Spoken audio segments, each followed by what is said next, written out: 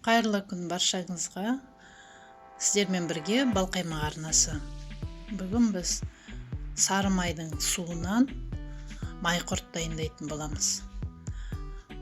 Сары майымызды, осылай жиналған қаймақтарымызды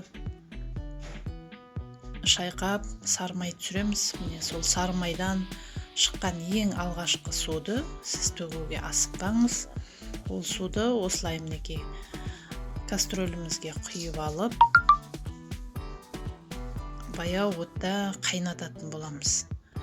Мінекей жаз айы болғандықтан бізде мына ыдыста творог қайнап жатыр. Мінекей осылай сары суымызды әбден қайнатып,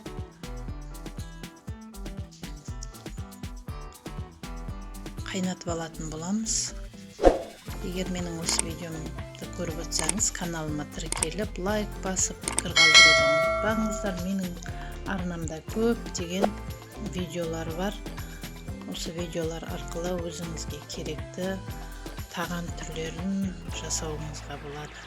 Мінекей біз осылай сары суымызды баяу отта қайнатып, әбден суы сарқылғанша қайнататын боламыз. Жаз айы болғандықтан құртымызда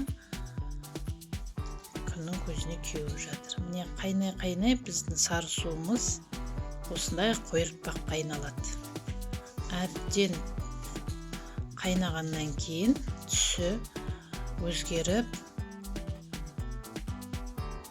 осындай қоңырқай күйге түсе бастайды. Мінекей біздің майқұртымыз дайын. Татымына қарай шекер салатын боламыз. Мінекей дайын болды. Енді арасы өйткені күйеді, не дегенмен асты, сондықтан бетін алып, осындай дайын формочкаларға салып, болмаса тегістеп кесеге де салып жей беруге болады. Мінекей осылай формочкаларға салып қатырып алатын боламыз. Өзі суығаннан кейін қатады, болмаса морозильникке салып қатырып алуларыңызға болады. Дастарханыңызға қойсаңыз, бұл ерекше тағам. Шай ішуге өте дәмді, құнарлы тағам.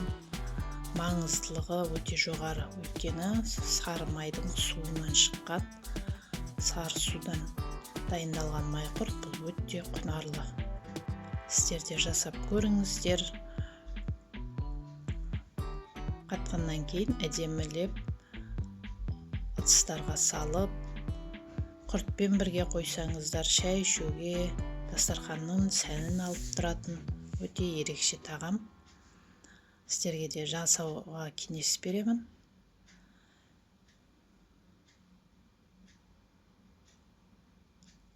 Алдағы уақытта осындай көптеген қызықты видеолармен бөлісіп отыратын болам. Менің арнамнан алыстамаңыздар.